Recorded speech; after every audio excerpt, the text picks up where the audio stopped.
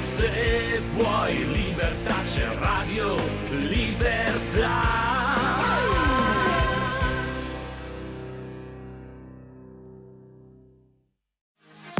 Per la tua pubblicità visita il sito radiolibertà.net.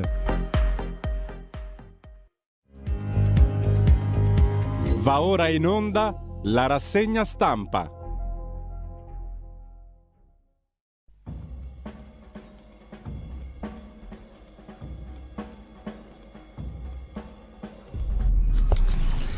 Radio Libertà, le trasmissioni tornano in diretta con la rassegna stampa di Giulio Cainarca. Grazie a Giulio Cesare Carnelli, un cordialissimo buongiorno a tutte le ascoltatrici e a tutti gli ascoltatori e ben trovati all'appuntamento con la nostra rassegna stampa. Inizia questa settimana lunedì 21 febbraio, sono circa le 7.33 e senza perdere tempo vi ricordo il nostro sito radiolibertà.net, vi ricordo anche non dite troppo raca a questa radio, è la parola del giorno naturalmente, divertitevi senza Google, perché qualcuno ascolta un minuto, ascolta un altro minuto, tira delle somme, mi manda delle mail che sono pur sempre utili per discutere della nostra radio, ma insomma valutate tutto nel complesso. Estrapolare un minuto da una giornata non è un'operazione che serva a far avere un giudizio complessivo, quindi non dite troppo raca. Questa è la paroletta del giorno del 21 di febbraio di oggi.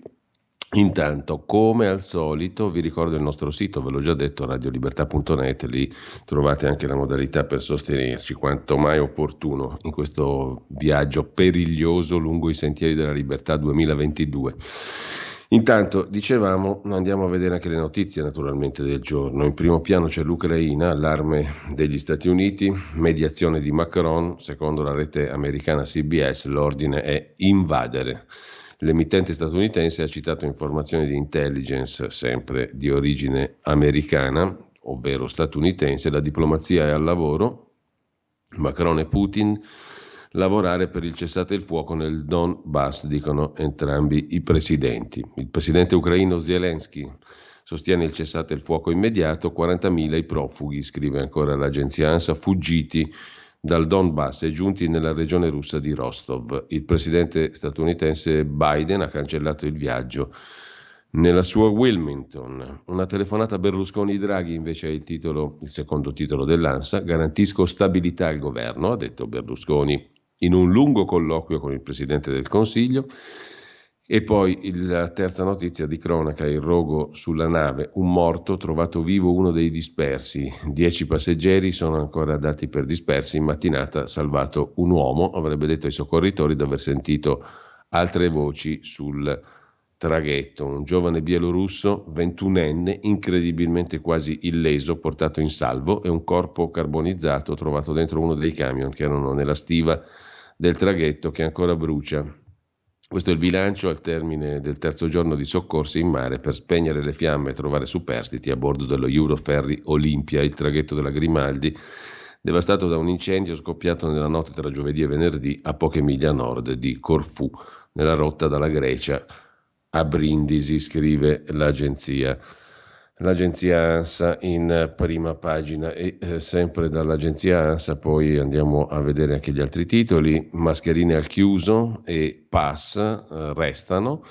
L'ipotesi è quella della quarta dose, il governo lavora alla roadmap del dopo Covid. Comunque il Green Pass e le mascherine al chiuso rimangono, l'ipotesi è quella della quarta dose, più o meno estesa a chi si vedrà, ancora non è deciso. Sempre dalla prima pagina poi dell'agenzia ANSA, muore in un college a New York un 17enne di Battipaglia, Salerno, Claudio Mandia, è stato trovato morto in un istituto americano. La famiglia parla di trattamenti inimmaginabili che ha subito il ragazzo, indagine in corso, faremo azioni appropriate contro l'istituto, dice la famiglia. Poi la regina Elisabetta positiva alla Covid, sintomi leggeri, notizia riferita da Buckingham Palace, risultata positiva dopo essere stata in contatto col principe Carlo nella settimana in cui risultava per la seconda volta contagiato dal virus il principe Carlo. Ancora in primo piano sull'agenzia ANSA, poi la movida violenta a Milano, vedremo la presa di posizione anche di Matteo Salvini sul punto, 6 feriti in liti e rapine, una serie di accoltellamenti tra giovani che si sono verificati in centro nel capoluogo lombardo. Infine le questioni che riguardano ancora il Galateo, per così dire, von der Leyen, la Presidente della Commissione europea, è stata di nuovo ignorata, stavolta non dal Presidente turco ma da un ministro ugandese, come vedremo tra poco anche dai quotidiani, mentre aumenta la dipendenza dal web, 99 sono i centri di aiuto e con la Covid è salito il disagio. L'Istituto Superiore di Sanità in campo, 3.500 sono le persone in carico. Poi c'è la sparata di Carlo Calenda, acclamato addirittura, scrive l'ANSA, segretario di Azione, lancia il terzo polo riformista, l'obiettivo è arrivare al 20% dei voti, come alternativa al populismo e al sovranismo, scrive l'agenzia ANSA, che lasciamo per andare adesso a dare subito un'occhiata alle prime pagine dei quotidiani di oggi. Come al solito partiamo dal Corriere della Sera, il Corriere della Sera che adesso vediamo al volo, ma prima ancora del Corriere della Sera, anzi ci arriviamo subito. Chiedo scusa, soltanto un attimo per aprire la pagina, eccola qui, l'apertura del Corriere della Sera è naturalmente sull'Ucraina, un vertice tra Biden e Putin, si va verso un vertice tra i due presidenti dopo 2 telefonate di Macron a Putin nella notte, gli sforzi della diplomazia in campo per risolvere la crisi Ucraina e Europa in prima linea, scrive il Corriere della Sera, per convincere il leader russo a fermare la guerra, ma le truppe di Mosca sono ancora in Bielorussia. Pessimismo dagli Stati Uniti. La strategia degli Stati Uniti è di rivelare in anticipo le mosse del Cremlino in una guerra di informazione. Rivelare in anticipo è una formula che può voler dire molto o poco o tantissimo a seconda dei punti di vista, ma in taglio alto sul Corriere della Sera c'è anche il pezzo di Giovanni Bianconi sulla morte in Congo dell'ambasciatore Luca Attanasio, del carabiniere Vittorio Iacovacci e dell'autista Mustafa Milambo,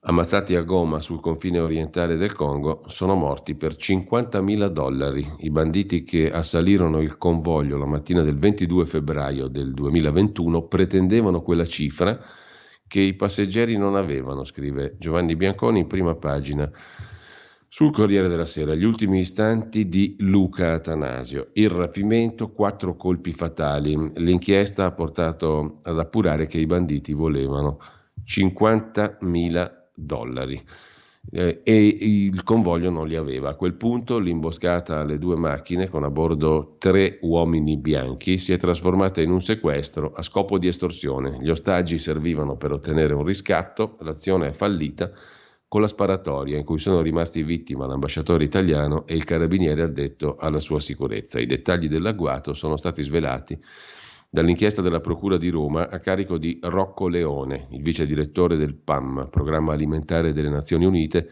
e il suo collaboratore locale Mansour Rouagasa, accusati di omicidio colposo per non aver rispettato i protocolli di sicurezza nella preparazione del viaggio, scrive il Corriere della Sera in prima pagina. C'è da segnalare ancora dal Corriere 2 anni di Covid, i dati e i racconti, la pandemia, i morti, la paura, i vaccini, la ripartenza, il presidente Mattarella che elogia i sanitari e la regina Elisabetta positiva. Nel data room Milena Gabanelli e Simona Ravizza si occupano di altra questione che riguarda la Pfizer, non il vaccino ma il Viagra. Sono 46 le farmacie online che vendono Viagra, non viene richiesta la ricetta, sono fuori legge quindi, e in molti casi il medicinale è falso. Poi c'è la foto in prima pagina sul Corriere della Sera di Claudio Mandia, non ancora 18enne, originario della provincia di Salerno, trovato senza vita in un esclusivo college di New York. La famiglia denuncia soprusi e parla di un trattamento inimmaginabile. Non è morto per un malore, è l'accusa dei genitori. I loro avvocati dicono è stato sottoposto a trattamenti inimmaginabili. Siamo pronti a denunciare l'università. È morto anche il milionario filantropo di Bologna, Golinelli, aveva 101 anni, scrive il Corriere della Sera in prima pagina, imprenditore, filantropo, visionario. A 101 anni amava i giovani, amava il futuro, creò un colosso farmaceutico. Ha fondato il colosso Alfa Sigma, tra i leader mondiali della farmaceutica, 2.800 dipendenti in 18 paesi.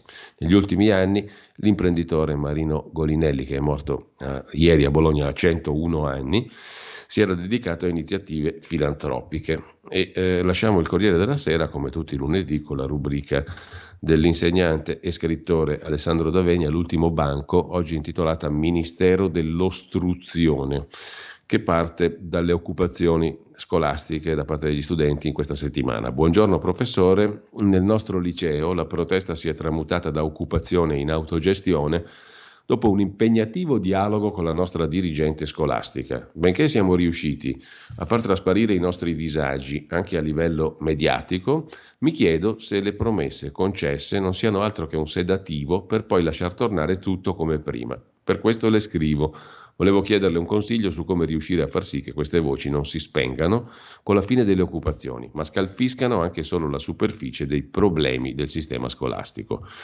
Queste righe le ho ricevute, racconta D'Avenia, da una ragazza del liceo Beccaria di Milano, città in cui le occupazioni di molte scuole mostrano un dato rilevante. Alcuni dirigenti e docenti collaborano con i ragazzi, ritenendo inaccettabile per la scuola il ritorno alla normalità, sia perché significa ignorare cosa è accaduto negli ultimi mesi, sia perché quella normalità non c'era prima della pandemia.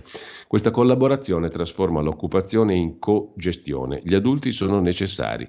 La dirigente del Beccaria ha infatti detto in un'intervista sul Corriere: si percepisce la domanda forte di collaborazione, di avere adulti vicini. Ora tocca a noi intercettare questo bisogno, tradurlo in atti concreti. Un'immagine, ha raccontato la preside del Beccaria, mi è rimasta quando nel pomeriggio chiedevo ai ragazzi di lasciare la scuola, racconta la dirigente scolastica del famoso liceo milanese. È stato faticoso, continua la dirigente, non perché volessero occupare in senso politico, ma li vedevo felici di stare insieme, di parlare, riconoscere la scuola, quel luogo, come uno spazio di incontro che gli appartiene.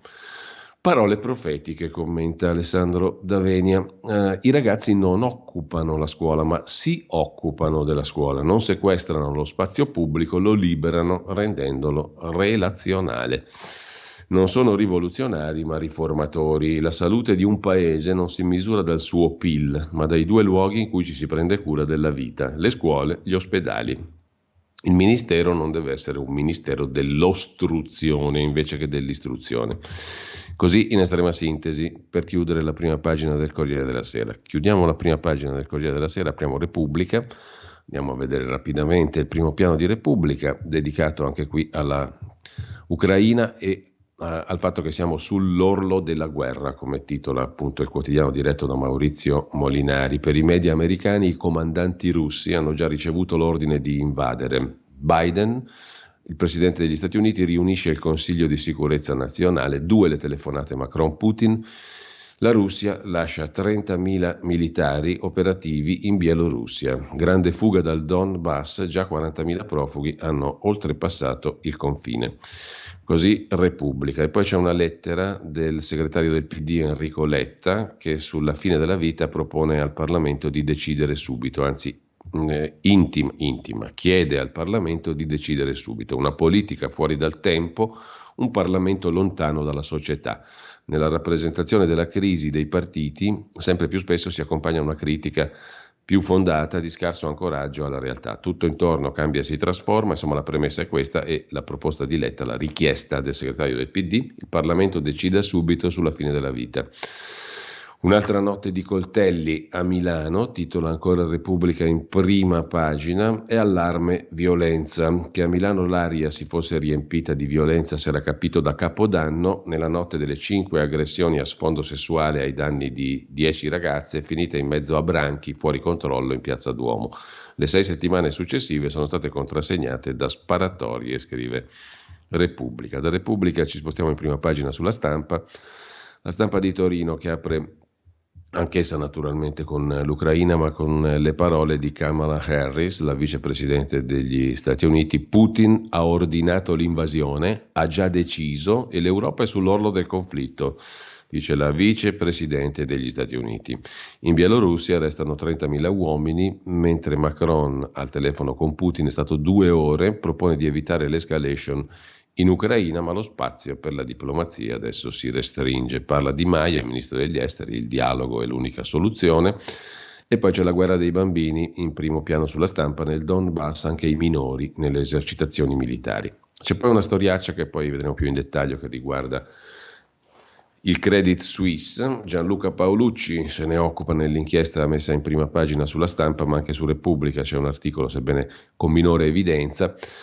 Dittatori e spie nei conti segreti di Credit Suisse, la banca svizzera, familiari e associati dei dittatori che hanno scatenato le primavere arabe, un generale algerino che guidava le torture durante la sanguinosa guerra civile, un cittadino svedese in carcere nelle Filippine dove sconta una condanna per traffico di esseri umani e poi evasori fiscali, corrotti e corruttori, narcotrafficanti, tutti clienti speciali di Credit Suisse, la seconda banca svizzera.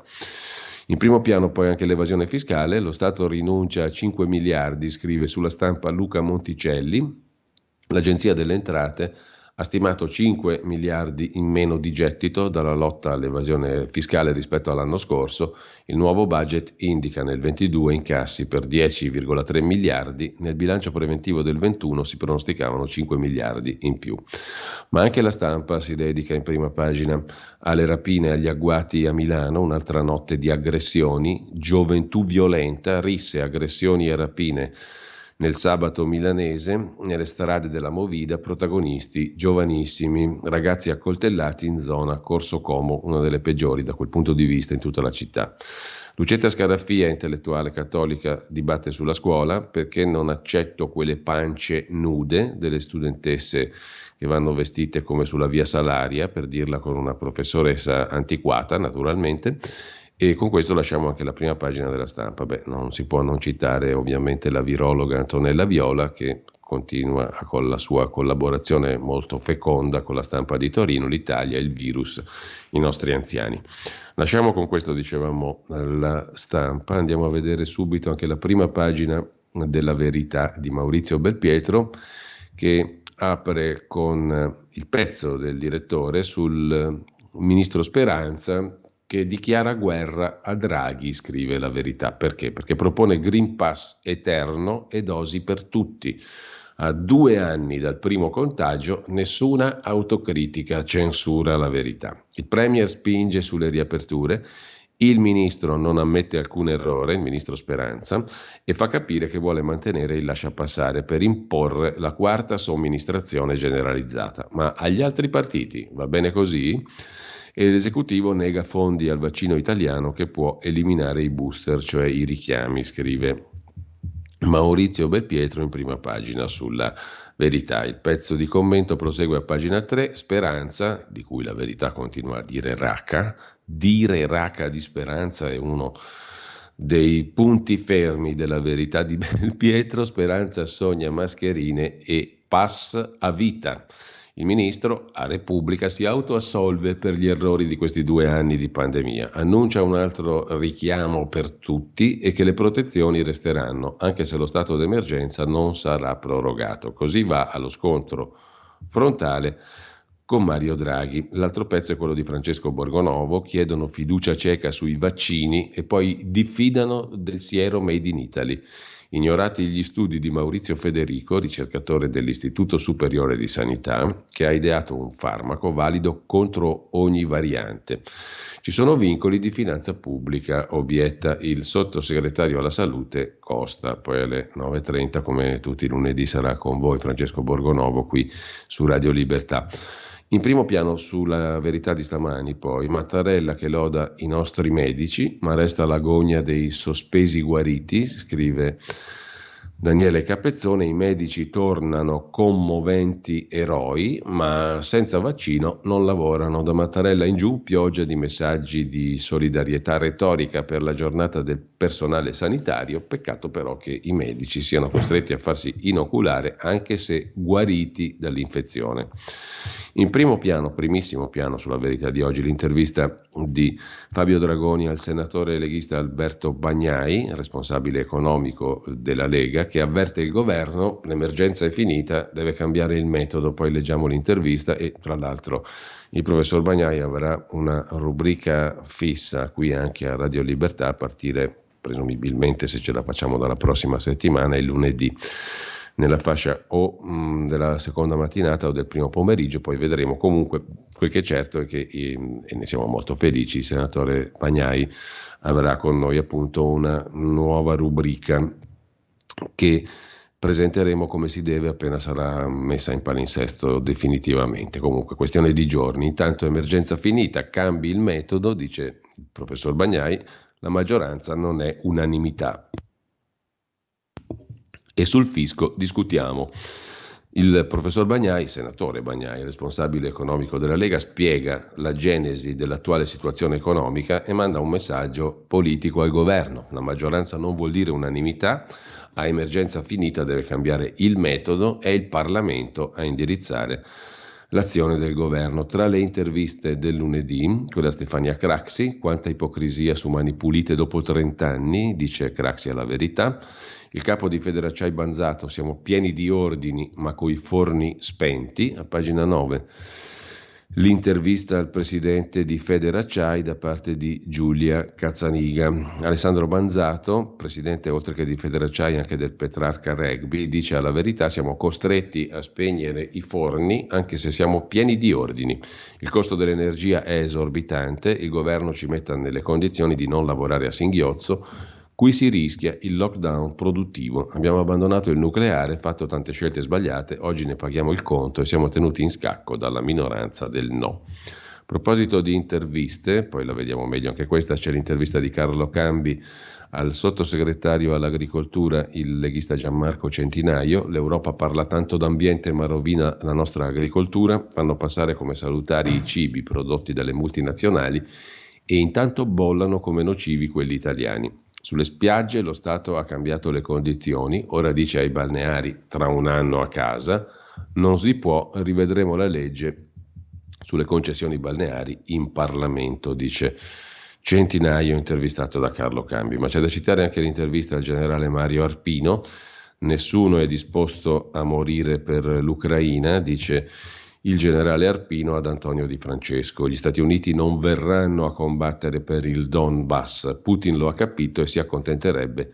di salvare la faccia. Joe Biden è un presidente poco lungimirante. Oggi quando gli Stati Uniti parlano tutti ridono. Siamo bravi mediatori, dice ancora il generale Arpino, già capo di Stato Maggiore dell'aeronautica e della difesa, ma non sono fiducioso su un esito positivo della missione Draghi. L'Europa rimarrà tra coloro che sono sospesi.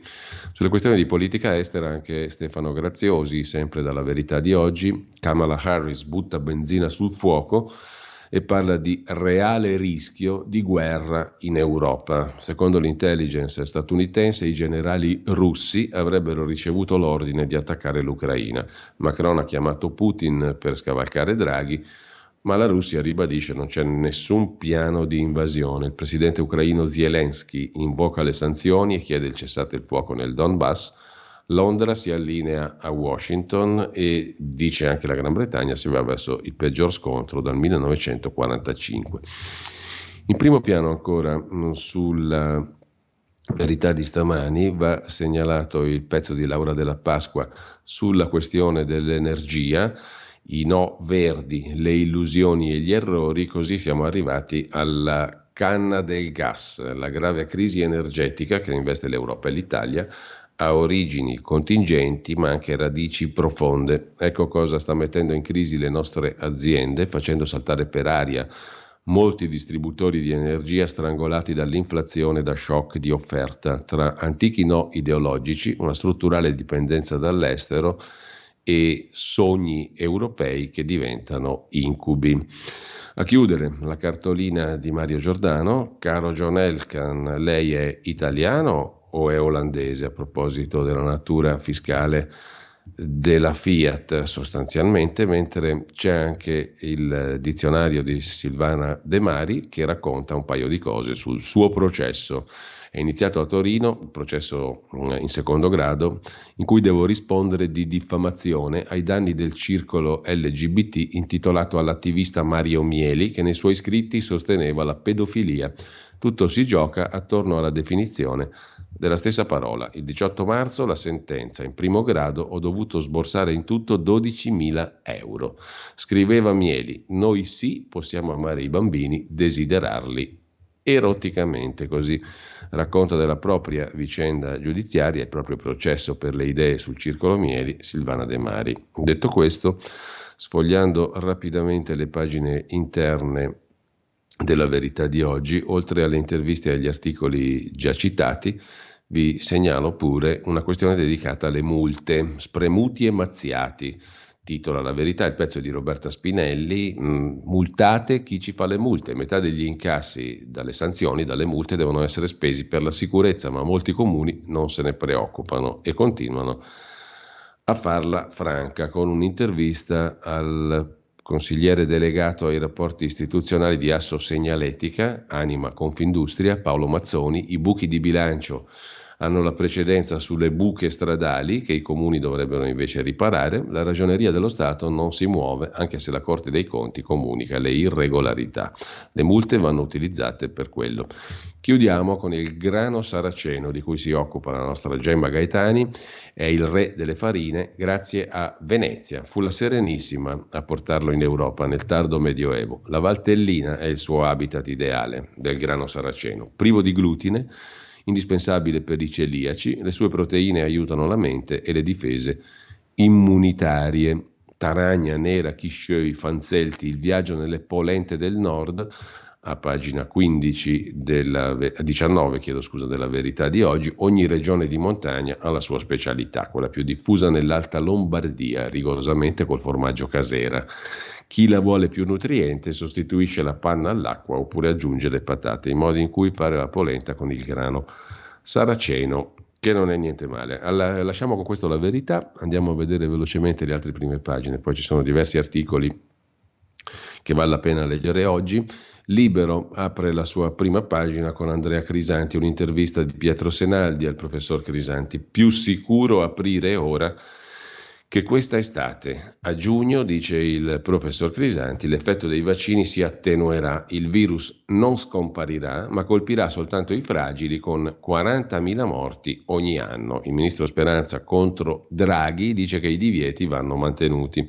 Il contagio è calato grazie al vaccino e non alle restrizioni, che sono le stesse di 4 settimane fa, quando viaggiavamo al ritmo di 250.000 nuovi positivi al giorno e i divieti non avevano impatto sulla pandemia, come il Green Pass, che è servito a far immunizzare le persone ma non a impedire la trasmissione del virus. Per questo dico, afferma Andrea Crisanti a Libero, che tenere il certificato verde oggi è una decisione squisitamente politica e non sanitaria, giustificata dalla determinazione del governo di tenere fino in fondo la linea, dallo shock iniziale delle bare di Bergamo e dal non voler dare la sensazione che tutto sia finito, ma non è giustificato affatto dalla curva della pandemia tenere il Green Pass adesso. Rischiamo meno a riaprire l'Italia oggi che durante l'estate. Il Green Pass è una scelta esclusivamente politica, dice Crisanti. Gli obblighi non hanno senso ora che il virus sta diventando endemico. Se ripartiamo tra 5 mesi avremo più casi. Il Covid ce lo porteremo dietro per anni, prevede Crisanti. Un paese democratico non può marginalizzare a lungo il 10% della popolazione che non si è vaccinata. La curva è in discesa perché tanti si sono vaccinati di recente. Non capisco la prudenza del governo. Anche il morbillo è endemico, ma solo in un caso su 1000 rischia di essere letale. Così il Covid, quando diventerà endemico, non smetterà di uccidere, ma colpirà soltanto i fragili. Nella nuova fase si potrebbe vaccinare soltanto loro. Ormai tutti quelli che era possibile far vaccinare lo hanno fatto, il restante 5-10% non è convincibile, dice ancora Crisanti a Libero. Non penso che un paese democratico possa marginalizzare a lungo il 10% della popolazione. La curva è in discesa perché in tanti si sono vaccinati di recente. Questo è il miglior momento per riaprire tutto. Non capisco la prudenza del governo, a meno che non vogliamo davvero che si organizzino ristoranti, scuole e palestre Novax, dice Crisanti a Libero. Il fattore stagionale è importante, ma quello vaccinale molto di più. Tra 5 mesi l'effetto del vaccino sarà scemato, potremo avere più contagiati. Il punto è che non c'è capacità di interpretare questo momento. Si tratta una fase endemica come se fosse pandemica. Non è finita? Non si può dire. Quello che si può affermare è che con i vaccini e la diffusione del virus controllata abbiamo di fatto raggiunto un'immunità di gregge, ma non si sa quanto durerà. La cosa ottimale sarebbe trovare un vaccino che offra copertura definitiva come per le altre malattie infettive. Siamo condannati a una quarta dose? Non tutti, risponde il professor Crisanti. Le persone anziane, quelle fragili fisicamente, nel senso con malattie gravi, potrebbero doverla fare. Parliamo di oltre 3 milioni e mezzo di ultraottantenni più altri 4 milioni di malati oncologici, diabetici e cardiopatici. Per quanto riguarda i non vaccinati ultracinquantenni che oggi non possono neanche lavorare, le restrizioni, osserva Crisanti, non hanno senso ora che il virus sta diventando endemico. Così Crisanti in apertura su Libero, l'intervista su Libero di Pietro Senaldi. In primo piano c'è anche il sindaco di Milano con la sua bella bicicletta. Sala, scendi dalla bici e inizia a pedalare, 5 accoltellati a Milano. E con Francesco Specchia parla anche Giuliano Pisapia, l'ex sindaco di Milano, oggi europarlamentare, avvocato penalista. A giudicare i giudici siano professori e avvocati. Le toghe che sbagliano devono pagare, dice Pisapia, in veste soprattutto di avvocato. Antonio Soci riflette sulla coalizione di centrodestra in pezzi, non c'è molto tempo per rifare il centrodestra. E poi a chiudere un'intervista interessante di Fausto Carioti al generale Carlo Jean, professore universitario, esperto di strategia militare, già consigliere militare del presidente Cossiga, presidente della Sogin per lo smaltimento dei residui nucleari, conoscitore della Russia. Draghi tratta con Putin ma ha armi spuntate, osserva il generale Jean. Servono soldi ed eserciti per contare nel mondo, dice il generale Carlo Giani in questa intervista che poi volta a pagina 8 di Libero. Draghi va a trattare con Putin con le armi spuntate. Per contare servono divisioni corazzate e soldi e l'Italia non ne ha. Cosa vuole Washington? Mi sembra chiaro. L'intento, dice Jean, di umiliare la Russia per evitare che in futuro si ripetano situazioni come quella attuale che allarmano i mercati. Questione di soldi. Non credo che Putin voglia iniziare un conflitto armato, sarebbe per lui molto rischioso e costoso, anche per le dimensioni del paese, dice a Libero il generale Carlo Jean. Lasciamo con questo anche Libero, andiamo a vedere le altre prime pagine di oggi. Il Tempo di Roma, per esempio. Il Tempo mette in apertura il pezzo del vice direttore Francesco Storace che chiede ai comuni di fare lo sconto sulle bollette. Con il caro energetico i comuni non devono guadagnarci, sono ben 224 le città, i comuni, azionisti di società di luce e gas, partendo da Milano e Roma. Anche Roma può fare la sua parte, gli utili delle partecipate vanno vincolati al sostegno delle famiglie in difficoltà. I sindaci ora rispondano all'iniziativa delle associazioni dei consumatori in fermento, scrive Francesco Storace. Sulle bollette, palla ai comuni, proposta shock delle associazioni dei consumatori, vincolare i profitti del 2022 al sostegno dei consumi elettrici dei più deboli. Gli enti locali protestano per il caro energia, ma molti di loro fanno cassa con le aziende di luce e gas che sono partecipate dai comuni stessi. Paradosso, tra le amministrazioni che protestano ci sono quelle che a fine anno otterranno dividendi dalle imprese energetiche, mentre torna di moda l'olio di ricino. Non stiamo parlando di metafora politica, nessuna nostalgia per la purga del ventennio, scrive Filippo Caleri sul Tempo.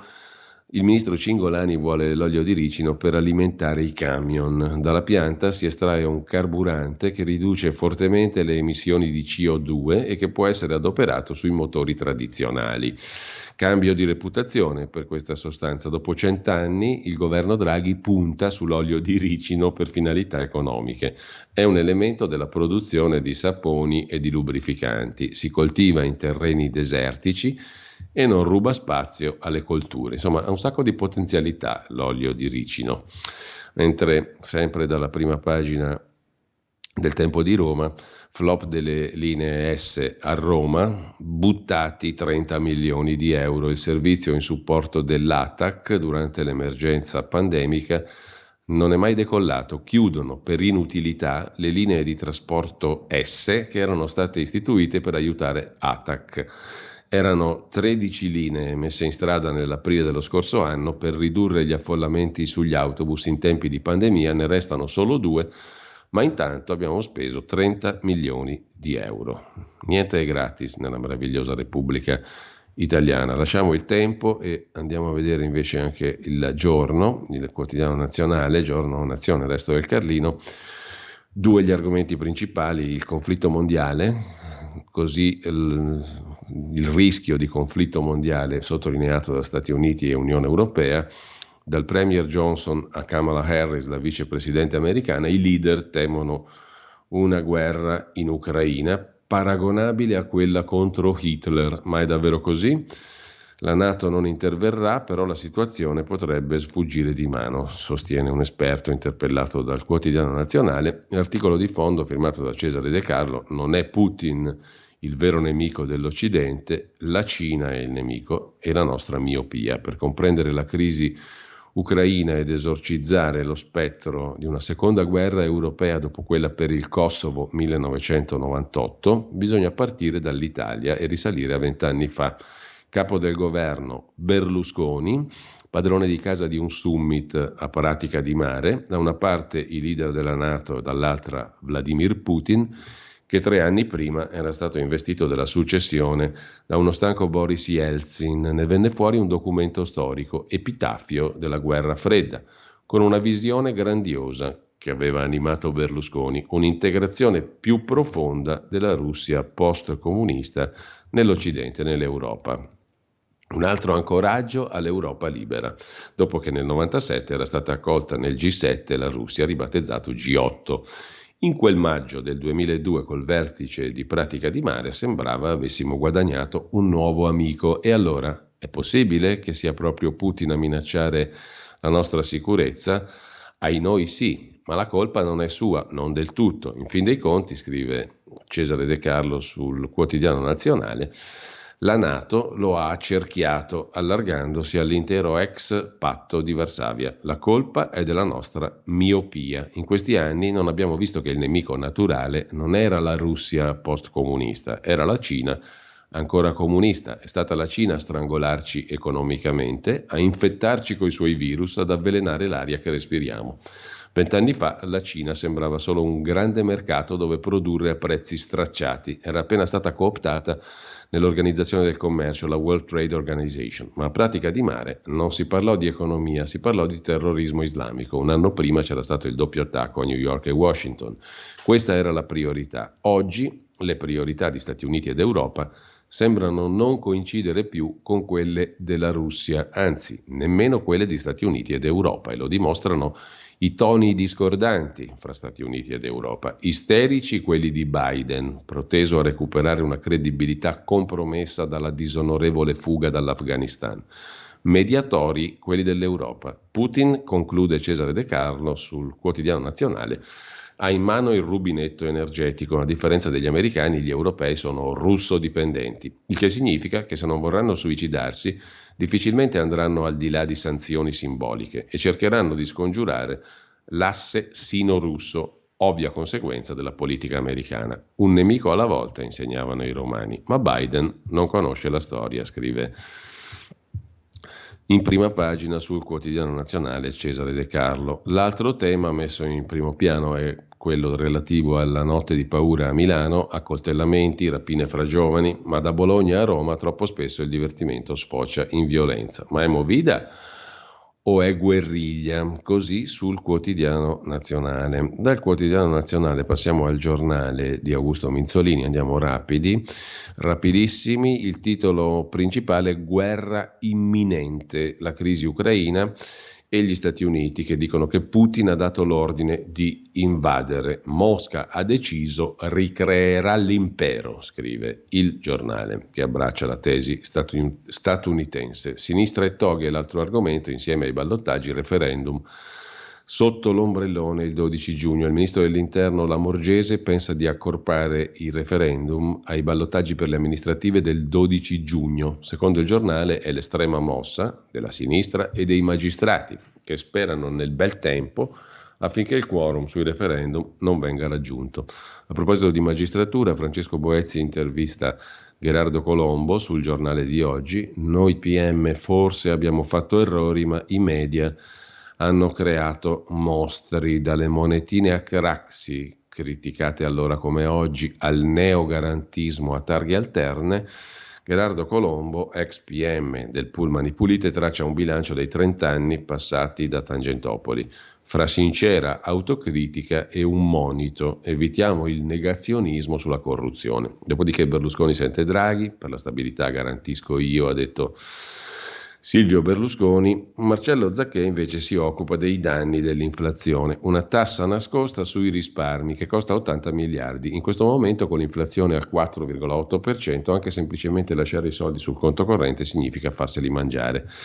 E poi macelleria milanese, emergenza sicurezza nel capoluogo lombardo, in una sera 5 accoltellati, scrive il giornale. Poi c'è una questione sui consumi elettrici, la affronta il professor Carlo Lottieri. Italia in bolletta, ma la Campania brucia 83 milioni, il pezzo di Lottieri. Gli sprechi della Campania, spot per l'autonomia, una ricerca della Fondazione Gazzetta Amministrativa della Repubblica Italiana ha esaminato quanto le regioni italiane spendono per acqua, gas, elettricità, attribuendo voti positivi alle amministrazioni più virtuose. In cima alla graduatoria figurano alcune regioni settentrionali, Emilia, Liguria, Lombardia, Piemonte, Veneto, insieme a Toscana e Molise, mentre il voto peggiore è assegnato alla Campania.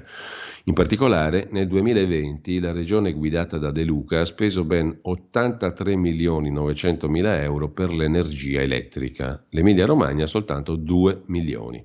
È vero che la Campania è un po' più grande, ma non al punto che questo possa giustificare una simile distanza. Insomma, non esiste giustificazione dinanzi a una spesa campana per l'elettricità e per il gas, per l'acqua anche, che è 35 volte superiore a quella della regione Emilia. In fondo l'indagine conferma dati già noti in altri ambiti, ma questo studio può essere utile se non viene usato per richiamare alle proprie responsabilità, può essere utile se non viene semplicemente usato per richiamare alle proprie responsabilità chi amministra in maniera efficace, ma se aiuta pure ad andare all'origine del problema. Questa distanza tra le regioni non esisterebbe, o meglio, non in tali proporzioni, se avessimo un ordine istituzionale che responsabilizza gli enti locali. Insomma, è la cosiddetta finanza derivata, grazie alla quale le entrate fiscali vanno a Roma e poi vengono girate alle istituzioni periferiche, che è all'origine di questi sprechi. Se la Regione Campania dovesse sostenersi soltanto con le risorse pagate dai propri cittadini,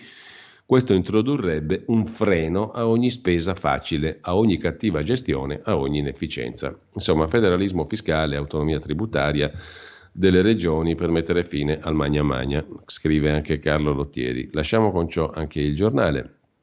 Velocemente andiamo a vedere il Foglio di oggi, il Foglio di Claudio Cerasa e Giuliano Ferrara, che si occupa, in apertura con il lungo articolo del lunedì, oggi firmato da Giulio Meotti, di Elon Musk, contro il pensiero unico. È il più ricco del mondo, ma non è il ricco che piace. Il guru di Tesla difende Dave Chappelle, cita Tolkien, attacca la cancel culture e ha paura della denatalità, dell'ingegneria genetica, dell'intelligenza artificiale. Il ritratto di un genio controverso, lo traccia Giulio Meotti. La lucida follia di Elon Musk, un anarchico libertario con una vena di conservatorismo fiscale, usa le piattaforme social per annunciare accordi privati e non rifugge dalle battute più sarcastiche e offensive. Un'intervista sulla CNN: non sono abbastanza pervertito, ha risposto Musk. Biden è un burattino dai calzini umidi, e quando il senatore Bernie Sanders gli ha detto che doveva pagare più tasse, Musk gli ha risposto: dimentico sempre che sei ancora vivo. Il nonno, Joshua Haldeman, era un ardente anticomunista che negli anni 30 fondò il movimento tecnocratico in Nord America. Oggi Elon Musk attacca gli ambientalisti per la loro opposizione all'energia nucleare. In Germania lo hanno boicottato. Ce la mette tutta per essere la bestia nera dei ben pensanti, Elon Musk. Legge Ernst Jünger, i pronomi transgender li reputa un incubo estetico, i consigli a prendere la pillola rossa di Matrix e la cancel culture una minaccia per l'umanità, dice Musk. L'intelligenza artificiale più pericolosa delle armi atomiche. La sua ossessione è che non facciamo più figli. Sarò franco, ha detto Musk, la civiltà si sente un po' fragile in questi giorni. È l'unico miliardario che denuncia la crisi demografica, la carestia delle nascite.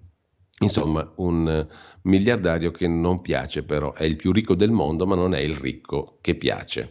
Così scrive Giulio Meotti, tracciando il ritratto di Elon Musk contro il pensiero unico. Con ciò lasciamo anche la prima pagina del Foglio di oggi, andiamo a vedere anche il Fatto Quotidiano del lunedì. Lo vedremo dopo, l'articolo d'apertura sugli scienziati contro la quarta dose del vaccino, perché rischiano soprattutto i giovani già con la terza. Dice l'Istituto Superiore di Sanità stesso che nei 12-39enni chi ha 3 dosi rischia il ricovero più di chi ne ha solo 2, perché se troppo stimolato il sistema immunitario non risponde più all'antigene.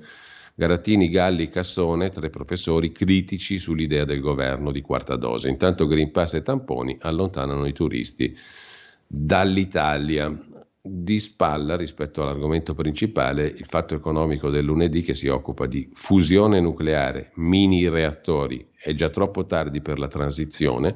La corsa al nucleare cosiddetto pulito cambierà il mondo, ma non in tempo per la riconversione verde. Eppure gli SMR, cari a Cingolani, scorie e sicurezza a parte, non aiutano, scrive il Fatto in prima pagina.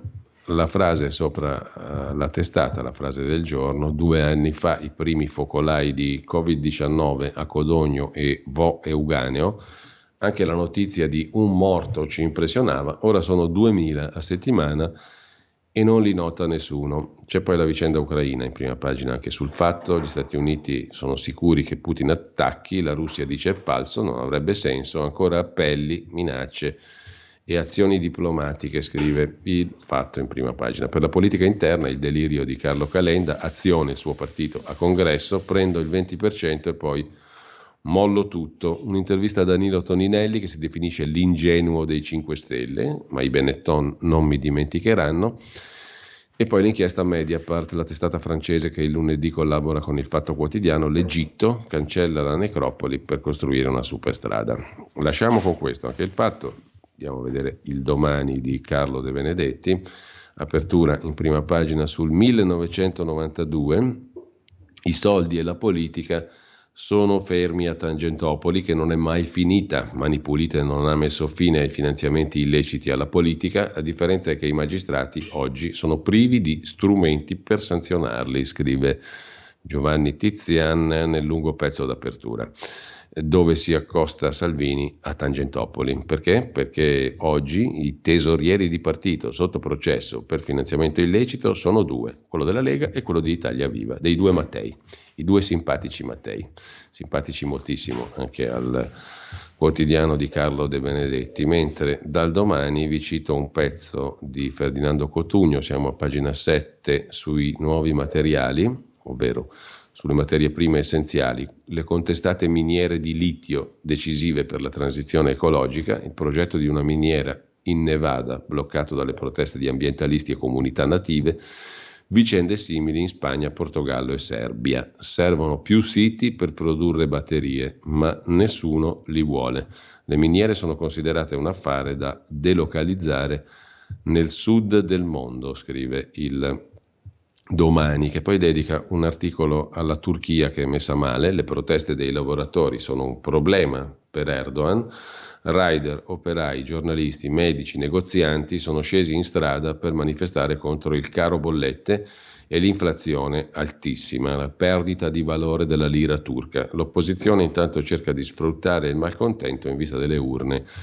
Nel 2023 si vota anche in Turchia, oltre che in Italia. Il bonus psicologo, a proposito di Italia, lo commenta su Domani Vital Bazzollini, giurista: il bonus per lo psicologo è la solita misura d'emergenza e non un rimedio strutturale. Con ciò lasciamo anche il Domani, ci rimane da vedere che cosa. Abbiamo già visto praticamente tutte le prime pagine, tranne i quotidiani economici del lunedì. Li vediamo subito velocissimamente. Il Sole 24 Ore. Il quotidiano di Confindustria apre con i redditi dichiarati, pochi milionari nei dati del fisco, l'Italia è ultima. I contribuenti al top sono solo 3.637, sono 6 ogni 100.000 abitanti contro 168 negli Stati Uniti, 74 in Svizzera, 30 in Germania, 25 in Spagna. Il 94% delle persone fisiche in Italia è sotto la soglia dei 50.000 euro nella dichiarazione dei redditi. La nuova IRPEF, l'assegno unico per i figli, si incrociano nelle buste paga di 22.400.000 dipendenti. Nella busta paga la rivoluzione di marzo, scrive il quotidiano di Confindustria. Vediamo anche Italia Oggi. Italia Oggi 7, direttore Marino Longoni, si occupa della metaversomania, così è il titolo d'apertura di stamani. JP Morgan, la banca d'affari, stima un giro d'affari di 1.000 miliardi in pochi anni per il metaverso, mentre per BlackRock, altro fondo di investimento statunitense, questo è il nuovo Eldorado finanziario. È già partita la nuova corsa all'oro. C'è chi, come JP Morgan, stima un giro d'affari di almeno 1.000 miliardi di dollari all'anno. Altri, come Bloomberg, scrive Italia Oggi, invece si fermano a 800 miliardi all'anno entro il 2024. Ma una cosa è certa: il metaverso, consacrato a ottobre scorso da Mark Zuckerberg con il rebranding di Facebook in Meta, non sembra futuro, ma è già diventato realtà. Lo sanno bene gli esperti di BlackRock, che attraverso le parole del co-chief investment officer Nigel Bolton ha invitato i propri investitori a puntare sul metaverso come il nuovo Eldorado. Nell'ultimo anno il valore medio di un pezzo di terra virtuale è balzato del 100% in appena 6 mesi, passando da $6.000 di giugno del 21 a 12.000 nel mese di dicembre. È il sogno, commenta il direttore di Italia Oggi 7, Marino Longoni, il sogno di un mondo su misura. Cosa sarà il metaverso? Probabilmente nessuno ancora l'ha capito bene. Di solito si fa riferimento a qualcosa di analogo a Second Life, una specie di realtà virtuale nella quale ciascuno si sarebbe potuto costruire una seconda vita virtuale dopo un breve periodo di gloria all'inizio dell'era di Internet. Non se ne è parlato più. Ora però la tecnologia ha fatto passi da gigante, tanto da rendere possibile un tipo di esperienza digitale tridimensionale, e questa è la dimensione tipica del metaverso, che pur essendo ai primissimi passi è in grado di lasciar scorgere potenzialità enormi. Insomma, abiteremo sostanzialmente in un altro mondo, qualcosa del genere, scrive Italia Oggi. Lasciamo anche Italia Oggi, adesso andiamo a vedere alcuni degli articoli principali del giorno. Cominciamo dalla cronaca milanese: risse, coltellate fuori dai locali, gang in azione con il taser, con la pistola elettrica che stordisce, e scontro sulla mala movida milanese. Nuovi casi a Milano, da Piazza Gaia Aulenti a Brera, e Salvini propone il dibattito in Parlamento, il dibattito sulla questione sicurezza a Milano. Dice il segretario della Lega: qui non bisogna trascurare la questione, bisogna portarla in Parlamento. Ha detto Matteo Salvini: chiediamo dibattito in Parlamento sull'emergenza sicurezza a Milano, purtroppo non solo a Milano. Ministro e sindaco, tante chiacchiere ma risultati zero. E il riferimento è alla ministra dell'Interno Luciana Lamorgese, che 2 settimane fa ha annunciato l'arrivo in città di più agenti delle forze dell'ordine. Così sul Corriere della Sera. Dal Corriere della Sera passiamo però a Libero. A proposito di Lega, c'è una lunga intervista a Riccardo Molinari, il capogruppo della Lega alla Camera. Cara Giorgia, ora basta attacchi. Il Carroccio risponde a Giorgia Meloni: le tensioni tra noi e Fratelli d'Italia sono inspiegabili, si tratta di cose romane perché sul territorio l'alleanza funziona, il rischio è che gli elettori si stufino di vederci litigare e poi non vadano a votare. Basta Green Pass, dice ancora Molinari, al 31 marzo basta con lo stato d'emergenza e con tutti gli strumenti collegati, Green Pass compreso. La tensione tra Fratelli d'Italia e il resto del centrodestra è innegabile, ma anche inspiegabile, dice, intervistato da Libero, il capogruppo della Lega alla Camera, Riccardo Molinari, che poi sarà con noi come tutti i lunedì alle 9 per il consueto punto politico settimanale. Molinari Anche nelle ultime ore da Giorgia Meloni sono arrivate parole poco confortanti. Cosa risponde la Lega? Chiede Fabio Rubini. La Lega risponde, osserva Molinari, anzi risponde Molinari, che il modello del centrodestra funziona da 30 anni, non si capisce per quale motivo la Meloni debba creare queste tensioni che esistono solo a livello romano.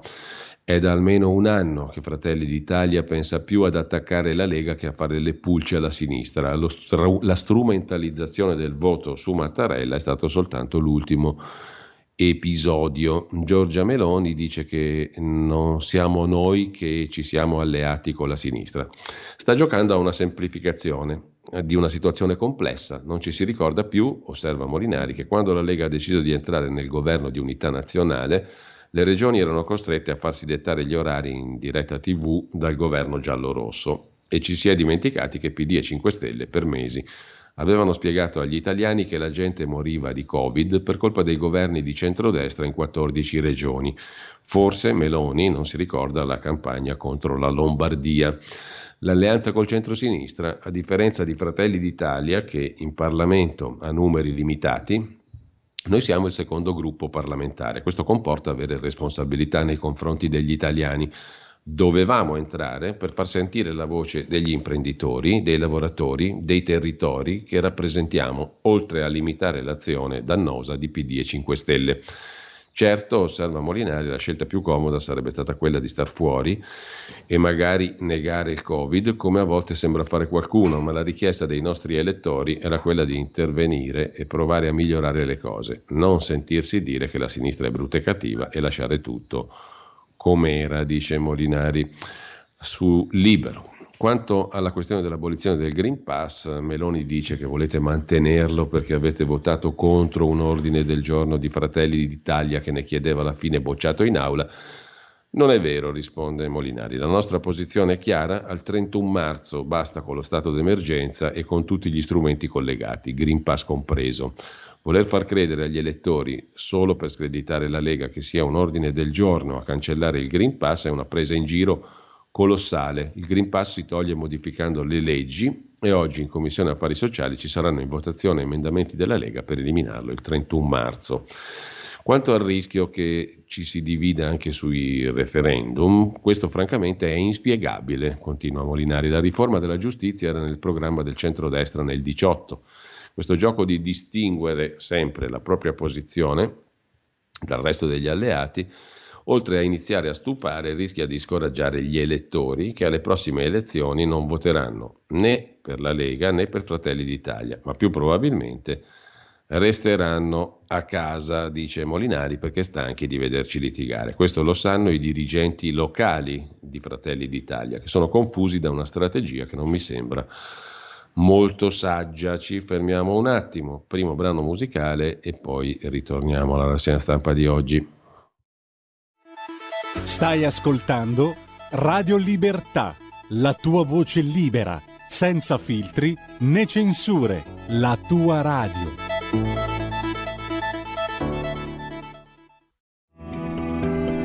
Il meteo.it presenta le previsioni del giorno.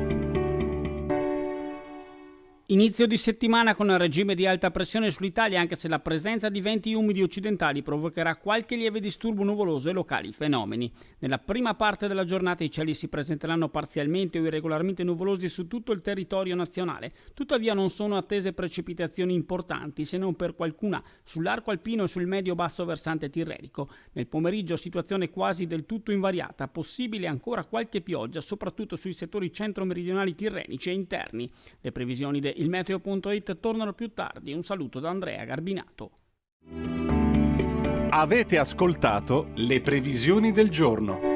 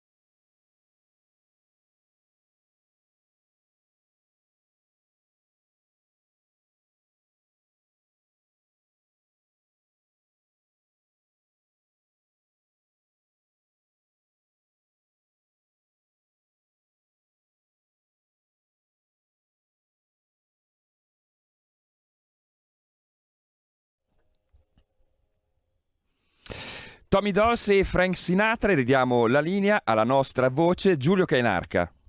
Benissimo, ed eccoci qua. Dovremmo essere in collegamento adesso già con Moira Romano, perché così apriamo la nostra consueta finestra su ciò che accade alle ore 12 nel corso del talk, dalle 12 alle 13. Quest'oggi il live di Moira Romano, che dovrebbe essere in collegamento con noi. Buongiorno Moira, innanzitutto. Ci sono, buongiorno Giulia, buongiorno a tutti.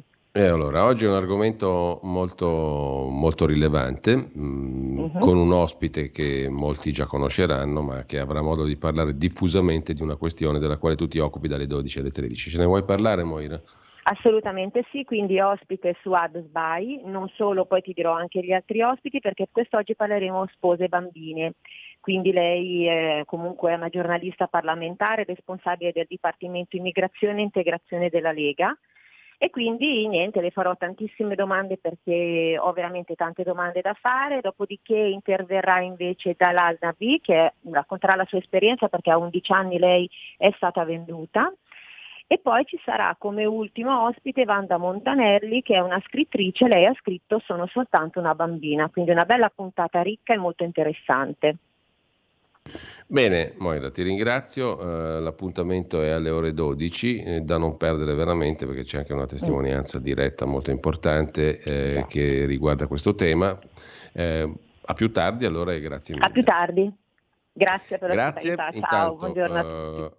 Intanto ne approfitto anche per correggermi in corsa, perché la gestazione della rubrica parlamentare di Alberto Bagnai è già stata condotta a termine, e quindi quest'oggi poi leggeremo la sua intervista, ma dalle 11.05, come ogni lunedì, il senatore Bagnai sarà co-conduttore, diciamo così, della mattinata, e il titolo della nuova rubrica dalle 11.15 è Lessico parlamentare. La parola chiave di oggi è presidente. Che cosa c'è dietro questa parola, utilizzata in molti ambiti e settori? Cosa c'entra con il super bonus, l'Europa e altro? E appunto lo si scoprirà solo in diretta questa mattina a partire dalle 11.05 con Lessico parlamentare, la nuova rubrica del senatore Bagnai, e all'interno di Zoom di Antonino Danna. A più tardi dunque, ma noi torniamo adesso alla nostra rassegna stampa. Eravamo rimasti al primo piano di Libero con l'intervista al capogruppo della Lega alla Camera, Riccardo Molinari. Non mi piace commentare quello che succede in casa degli altri, ma giro molto sul territorio, dice ancora Molinari, e mi accorgo che l'alleanza di centrodestra scricchiola, ma solo a livello romano, perché in ambito locale tutte queste tensioni non le percepisco. Mi sto accorgendo invece dello smarrimento della classe dirigente di Fratelli d'Italia, che ha giustamente timore che queste continue tensioni possano essere controproducenti per tutti, perché alle ultime amministrative non è che la Meloni abbia preso tutto sto botto di voti. Cambiando argomento rispetto al discorso Meloni, i risultati del governo, siamo moderatamente soddisfatti. Sulla crisi energetica siamo stati i primi a denunciarla, poi sappiamo che per risolvere il problema ci sarebbe voluto uno scostamento di bilancio ben superiore agli 8 miliardi, ma va bene anche così, e grazie al nostro realismo, dice Molinari, siamo riusciti a superare quelle sciocche logiche ambientaliste, come testimonia il miliardo stanziato per il settore auto e la ripresa delle trivellazioni per estrarre gas italiano. Anche il governo ha traballato, e Draghi se ne è lamentato negli ultimi giorni sul milleproroghe. Era quasi fisiologico, dice però Molinari, ma queste fibrillazioni hanno riguardato tutte le forze politiche. La Lega, per esempio, ha messo sotto il governo nella battaglia sul portare a 1.000 euro il limite massimo per l'uso del contante. Altri lo hanno fatto andare in minoranza su questioni relative all'ILVA, sulle quali noi avevamo votato con il governo. È una questione di metodo. Vede, questo governo non nasce da un'alleanza politica, dice Molinari, è innegabile che tutti quelli che ci sono dentro abbiano pagato un prezzo in termini di consenso, perciò il Parlamento non può essere tagliato fuori dalle decisioni. Non esiste che il governo pretenda di arrivare in aula con un pacchetto di provvedimenti blindato, è un mix esplosivo che va disinnescato. Quanto alla questione del PNRR, ci sono tante criticità, conclude Molinari, ad esempio questa crisi energetica rischia di far lievitare i prezzi delle materie prime e quindi far sballare al rialzo tutti i costi delle varie opere previste dal PNRR, che potrebbero quindi non ricevere le risorse necessarie per essere completate. Poi c'è il tema dei criteri di distribuzione dei fondi, con l'indice di vulnerabilità che rischia di penalizzare il nord del paese a vantaggio del sud. Su questo la Lega ha fatto un intervento, ma è proprio il criterio che è sbagliato. Su questo stiamo cercando di rimediare. Ultima domanda della conversazione di Libero con il capogruppo leghista alla Camera Molinari. Le voci secondo cui il Ministero dell'Interno starebbe cercando di boicottare i referendum sulla giustizia, negando l'accorpamento con le elezioni amministrative e rendendo più difficile il raggiungimento del quorum. Abbiamo chiesto, risponde Molinari su questo punto e conclude l'intervista, l'accorpamento per risparmiare soldi e agevolare gli italiani che andranno a votare. Ma se vogliono sdoppiare, facciano pure. Siamo convinti che su un tema delicato come quello della giustizia, gli italiani abbiano voglia di dire la loro, dice Molinari. Da Molinari passiamo a Bagnai, che appunto oggi debutta, tra virgolette, come conduttore qui su Radio Libertà alle ore 11:05 con la nuova rubrica Il lessico parlamentare. La Lega ha il pieno diritto di dissentire dal governo, così La Verità riassume l'intervista di Fabio Dragoni al responsabile economico della Lega, il senatore Bagnai. Finita l'emergenza si deve cambiare metodo, meno decreti d'urgenza, più condivisione, perché maggioranza non significa unanimità. È il Parlamento a dare indirizzo all'azione del governo. L'inflazione sarà duratura.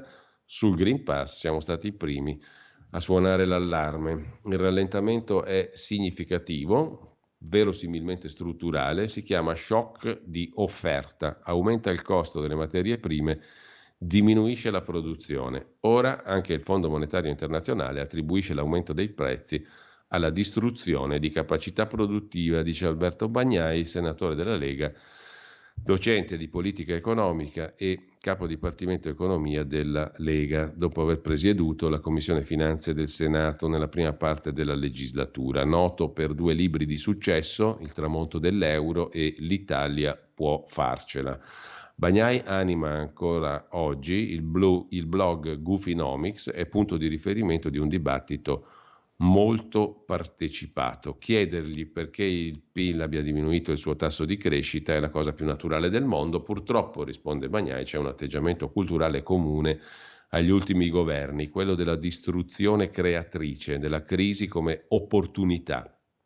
L'albero scosso fa cadere le mele marce, cioè le imprese meno produttive. Bisogna però sempre ricordarsi che dietro ci sono uomini e soprattutto bisogna capire quando intervenire perché lo scrollone non abbatta l'albero. Fra i motivi del nostro sostegno a questo governo, dice poi Bagnai nel corso dell'intervista sulla Verità, c'è la solida reputazione internazionale che il Premier ha e la competenza dei suoi ministri. Tuttavia le motivazioni dello spread sono strutturali, perché sta aumentando lo spread ultimamente, dipendono dai fondamentali e dall'assetto istituzionale. La scelta politica fatta oltre 40 anni fa è stata quella di affidare interamente ai mercati il finanziamento del fabbisogno statale.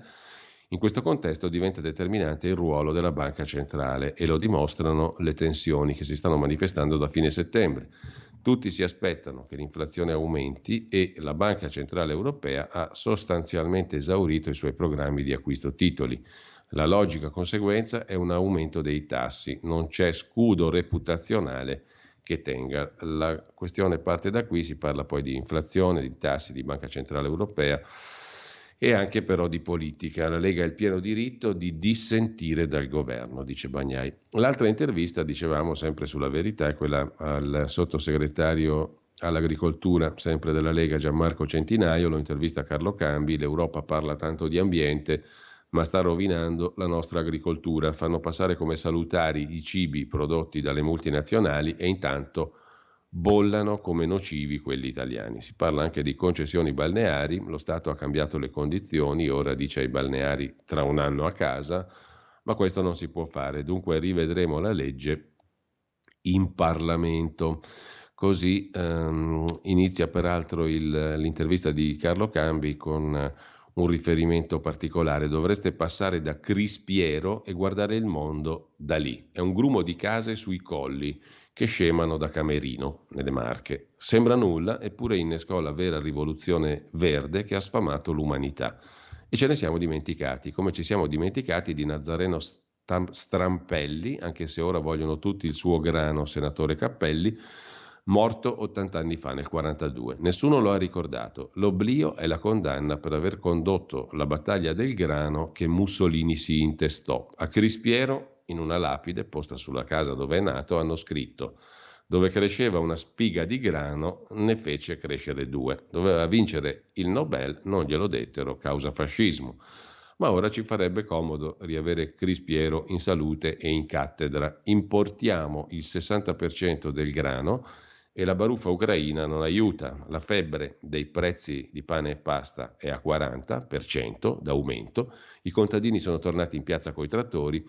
Il debutto è stato pacifico, ma non si sa come andrà. Causa rincari dell'energia, anche per via del Green Deal europeo che è tutto tranne che verde, e delle materie prime, rischiamo di abbandonare i campi, anche perché i supermercati non concedono aumenti.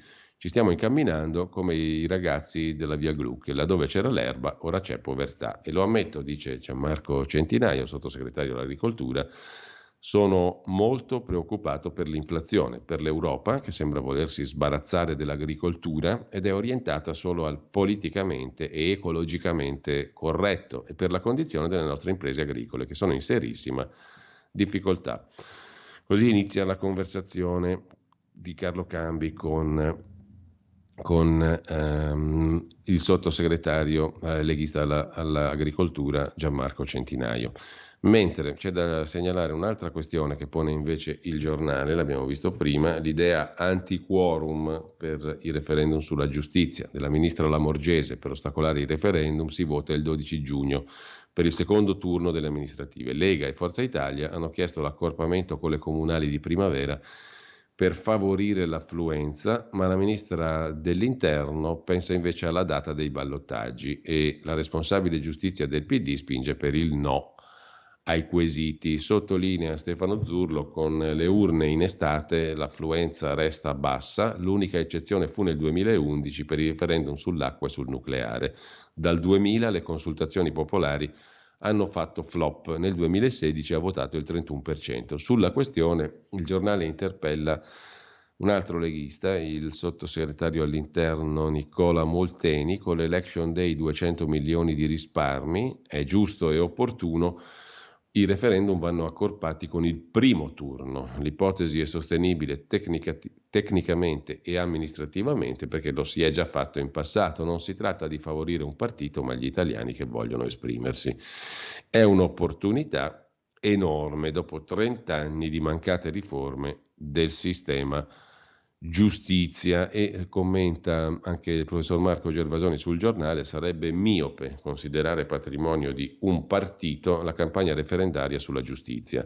Non sono i referendum della Lega e del centrodestra, sono un'occasione unica per rendere il nostro paese un po' meno anormale, scrive Gervasoni. Quanto alla Lega, la Lega riapre anche un'altra battaglia, il MES, il meccanismo europeo di stabilità. Non va ratificato e non cambiamo la nostra posizione. Questo lo racconta invece La Stampa di Torino. Il governo vuole il via libera in commissione per la metà di marzo e potrebbe andare avanti anche senza il voto favorevole del Carroccio. I voti a favore su cui potrebbe contare la maggioranza in Commissione Esteri sono 31. Claudio Borghi lo ha sintetizzato chiaramente: ancora tu, ma non dovevamo non vederci più, a proposito della posizione della Lega sul meccanismo europeo di stabilità. Non va ratificato in alcun modo. Per Matteo Salvini non è in agenda né oggi né domani, quindi la Lega non ha intenzione di andare incontro al governo, che invece vorrebbe arrivare al vertice europeo di Parigi 12 e 13 marzo con un voto positivo sul MES, sul meccanismo europeo di stabilità, in Commissione Esteri. Se tra non molto arriverà anche il via libera della Germania, l'Italia si ritroverà a essere l'unico Paese membro a non aver votato le modifiche. Non proprio il miglior biglietto da visita per Mario Draghi, che ha bisogno di presentarsi in Europa per poter spingere di più sulla riforma del patto di stabilità. 2 anni fa la Lega ha dato battaglia contro il MES insieme a Forza Italia e 5 Stelle. È difficile che quella posizione possa cambiare, ricorda Claudio Borghi. Nel caso qualcuno dopo 2 anni si fosse dimenticato, ricordo che il MES è quella cosetta per cui alla prossima crisi, anche creata a tavolino, la Banca Centrale Europea non compra più il nostro debito. Lo spread va a 1000 e saremo costretti a indebitarci con uno strozzino internazionale. Bello, no? Commenta Claudio Borghi. Salvini a giorni incontrerà Draghi. Le priorità per il segretario leghista restano l'energia, il caro bollette, l'assenza del ministro dell'Interno che si traduce in aumento di sbarchi e l'allarme sicurezza generalizzato. Salvini vuole aprire una stagione di riforme a partire da quella della giustizia grazie ai referendum e confermare a Draghi la piena collaborazione della Lega per un efficace utilizzo dei fondi europei. Il MES non è all'ordine del giorno. Non c'è motivo perché il Parlamento se ne occupi, è la posizione della Lega.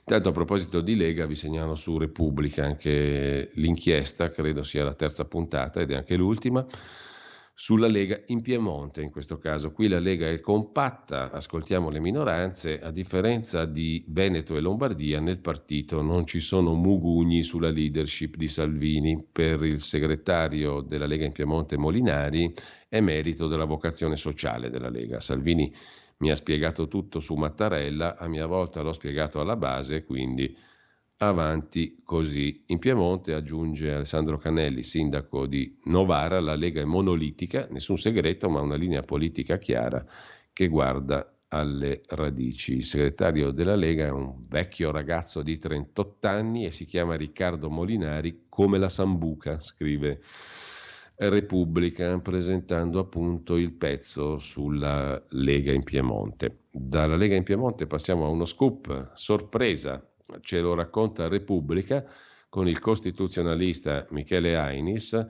La Costituzione come non l'avete mai letta, qual è lo scoop? 2 ricercatori hanno scoperto che il testo della Carta Costituzionale promulgato dal presidente De Nicola non coincide in 26 articoli con quello approvato dai padri costituenti, ma il senso è inalterato. La Costituzione che tutti conosciamo, o almeno dovremmo, quella che si studia sui banchi di scuola, che campeggia sulla scrivania del presidente Mattarella, nelle biblioteche, eccetera, quel testo non coincide con il testo approvato dall'Assemblea Costituente. È stato promulgato il 27 dicembre del 1947 da Enrico De Nicola. 5 giorni prima era stato approvato dall'Assemblea Costituente in misura diversa. In qualche misura dunque è un falso, un esemplare difforme dall'originale. Eppure per oltre 70 anni non ce ne siamo accorti. La scoperta si deve a un consigliere parlamentare e a un documentarista, entrambi in servizio al Senato, Andrea Carboni e Gabriele Matteo Caporale. In un saggio, in corso di pubblicazione su una rivista giuridica, Carboni e Caporale espongono i risultati di una ricerca d'archivio, consultando l'originale della Costituzione firmato in triplice coppia dal capo provvisorio dello Stato e mettendolo a confronto con le versioni stampate sulla raccolta ufficiale sulla Gazzetta. Ne viene fuori una serie di difformità che investe 26 articoli su 139 e tocca complessivamente 30 commi della Costituzione. È uno scoop giuridico più fragoroso di molti colpi giornalistici, non tanto per la sostanza normativa, quasi mai rilevante, quanto per il disorientamento che ti lascia addosso questa scoperta, scrive Michele Ainis su Repubblica. Siccome la Costituzione rappresenta la carta di identità di un popolo e ne riflette la storia e la cultura, è un po' come a vedersi all'improvviso che abbiamo in faccia un neo, una cicatrice della quale non sospettavamo l'esistenza. Insomma, la Costituzione non è quella che era stata approvata, anche se la sostanza e il senso è inalterato, sottolinea Ainis. Andando invece a questioni più di sostanza, giusto appunto, ci sono 2 pagine sul Fatto Quotidiano di oggi dedicate a tutti i dubbi degli scienziati sui richiami vaccinali, anche il terzo che espone i giovani al contagio, il booster famoso. Molti dubbi da parte degli scienziati. Il sistema immunitario, continuando a essere stimolato, inizierebbe a non rispondere all'antigene, cioè continuare a stimolare il sistema immunitario non è così positivo, specialmente per le persone più giovani, e questa qui non è una questione da poco. La quarta dose non serve, dice per esempio il professor Garattini dell'Istituto Mario Negri, riparliamone casomai il prossimo autunno. Ma comunque sottolinea Peter D'Angelo sul Fatto Quotidiano di oggi, nella fascia 12-39 anni chi ha fatto 3 dosi di vaccino avrebbe un rischio maggiore di ospedalizzazione rispetto a chi ne ha avute 2. Questo emerge dagli ultimi report, niente meno che dell'Istituto Superiore di Sanità, mentre nascono dubbi sulla terza dose nei giovani e si procede verso la quarta, almeno per gli immunodepressi. Nei giovani fino a 40 anni non ci sarebbero benefici evidenti dalla terza dose. La letteratura scientifica ha sottolineato che richiami ravvicinati portano a un fenomeno di anergia, cioè il sistema immunitario, continuando a essere stimolato, inizia a non rispondere a quell'antigene. 3 dosi ravvicinate del resto non si erano mai fatte nella storia della vaccinazione nel mondo moderno. Per Antonio Cassone, ex direttore malattie infettive, Istituto Superiore di Sanità, gli anticorpi che non si legano o non neutralizzano perché in Omicron sono cambiati gli epitopi del vaccino basato sul ceppo di Wuhan, che non è più in circolazione da tempo, è probabile che possano indurre risposte negative. Cioè non è un bell'affare vaccinare persone giovani. Sempre parlando di cose molto concrete, cambiando argomento però, l'abbiamo citato prima, sul giornale oggi, pagina 9, c'è la questione dell'inflazione, che non è teoria, è una tassa da 80 miliardi sul risparmio degli italiani, lo dice Lando Sileoni, ripreso dal giornale per la Fabi, il sindacato della banca, il sindacato bancario nazionale.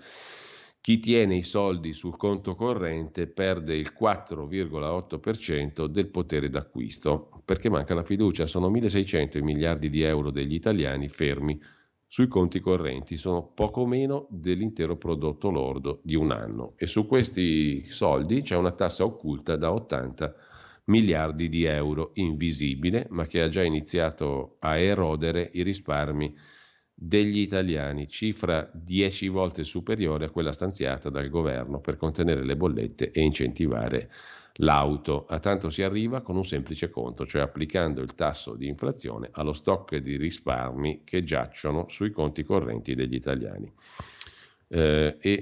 Passiamo a un'altra questione molto pratica che troviamo nelle pagine economiche della Stampa di oggi, l'agonia dei negozi, degli esercizi commerciali, una chiusura ogni 10 minuti nell'anno più nero del commercio e ora la fine degli aiuti post-Covid e il nuovo crollo dei consumi. A gennaio meno 11% rispetto al 2020. Confesercenti chiede con la presidente Patrizia De Luise di prorogare i mutui. La crisi è troppo lunga, altre migliaia di imprese sono destinate a non reggere. Una chiusura ogni 10 minuti, scrive la Stampa. Su Repubblica Affari e Finanza c'è invece un altro focus sugli effetti della Covid sul popolo dei lavoratori autonomi, un altro colpo per loro. Mentre i dipendenti sono già tornati sopra i livelli del 2019, il mondo dei lavoratori autonomi, degli indipendenti, sconta ancora un gap del 6,6% rispetto ai livelli pre-pandemia, accelerando così una tendenza in atto dagli anni 90. Secondo Andrea Garnero, economista del lavoro all'Ocse, i 336.000 occupati in meno in 2 anni potrebbero essere il segnale di un lavoro che si trasforma, più che di distruzione del lavoro. Sta di fatto però che senza artigiani il Made in Italy non esisterebbe, dice Marco Granelli, presidente di Confartigianato. Il Covid ha colpito duro, ma ha anche riaffermato il valore della prossimità. La nostra seconda vita parte con la trasformazione dei vecchi mestieri. Più che una ripartenza a 2 velocità, nel mercato del lavoro, scrive Repubblica, Affari e Finanza, si rischia di registrare una divaricazione fra traiettorie opposte. Il numero dei lavoratori dipendenti ha recuperato lo scorso autunno i livelli pre-Covid, pur con la fragilità di un traino tutto precario. Per il lavoro autonomo, invece, non solo non c'è stata la via della guarigione, ma si è accelerato nell'ultimo biennio un declino partito ormai più di 20 anni fa. Un altro duro colpo al popolo dei lavoratori autonomi, scrive Repubblica Affari e Finanza, che poi dedica un altro articolo, firmato in questo caso dal sindacalista CISL Marco Bentivogli, alla questione dei costi della transizione energetica, cattiva transizione, la definisce Bentivogli. Qualche idea per gestirla al meglio, dal motore termico all'auto elettrica. Una dorsale dell'innovazione deve accompagnare anche le piccole e medie imprese di tutta la filiera, robusti piani di riqualificazione professionale dei lavoratori, perché così si va verso il futuro senza buttare alle ortiche decenni di competenze e migliaia di posti di lavoro. La transizione rischia di avere un costo molto pesante. Saltando ad altri argomenti, visto che sono già le 8.59 e tra poco abbiamo il Qui Parlamento con Riccardo Molinari, vi segnalo su Libero una conversazione di Giovanni Terzi con la signora Vittoria Ricci Rossi. È la mamma di Davide Rossi, manager della banca Monte Paschi Siena, trovato morto il 6 marzo di 9 anni fa, caduto dalla finestra del suo ufficio. Basta, mio figlio David non si è ucciso, dice la madre del manager del Monte Paschi, trovato morto appunto nel 2013. L'ho sentito prima del fatto, doveva venire da me, era sereno, ricorda la madre. Mio figlio è sempre stato una persona che amava la vita, mai si sarebbe suicidato, ma ciò che mi fa più effetto è che David scriveva sempre. È impensabile che prima di un gesto così non lasciasse qualcosa con il suo stile e la sua prosa. Il premio letterario intitolato a David l'abbiamo fatto per ricordare non solo un figlio, ma per far conoscere chi era, la sua creatività, la sua generosità, la voglia di vivere che esprimeva in ogni momento. E noi continueremo a seguire, come sapete, anche i lavori della commissione di inchiesta sulla morte di Davide Rossi. Stai ascoltando Radio Libertà. la tua voce libera, senza filtri né censura. La tua radio.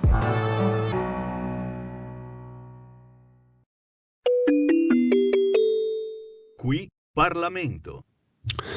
E do il benvenuto e il buongiorno, come tutti i lunedì, a Riccardo Molinari. Abbiamo appena letto la sua intervista su Libero, ma anche l'articolo dedicato, terza puntata finale di Repubblica, al viaggio nelle terre della Lega, quest'oggi il Piemonte.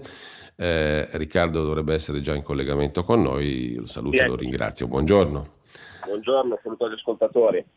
Allora, al di là dei temi che poi magari ritoccheremo tra poco, che tu tocchi nell'intervista su Libero di cui parlavamo prima, al di là di questo, Riccardo, ti vorrei chiedere innanzitutto, come al solito, qual è il calendario della settimana per quel che concerne la Camera. Questa settimana direi che ci sono due argomenti, anche perché sono due decreti, quindi occuperanno tutto il tempo molto probabilmente, che sono oggi la fiducia e poi la conversione del decreto mille proroghe, che è quello di cui insomma si è discusso molto negli ultimi giorni, anche perché la maggioranza è andata sotto in qualche occasione, e poi ci sarà la conversione dell'ennesimo decreto Covid, che è quello, diciamo che sono gli ultimi due perché sono confluiti insieme, cioè quello che porta l'obbligo vaccinale agli over 50, e anche l'ultimo, quello che mette le limitazioni, diciamo, nelle tabaccherie e nei supermercati, che è confluito dentro a questo. Quindi questi sono i due argomenti della settimana.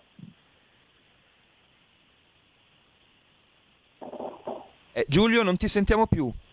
Eccoci qua, riattivato il microfono. Dicevo, Riccardo, per quanto concerne invece gli argomenti del giorno, allora intanto tu ribadisci nella intervista a Libero che abbiamo letto prima che con Giorgia Meloni bisogna chiarirsi in maniera molto, molto semplice, molto netta, no? C'è un centrodestra che funziona sul territorio e c'è una polemica romana finalizzata a cosa a questo punto, secondo te? Io credo che il gioco che stia facendo la Meloni sia un gioco distruttivo.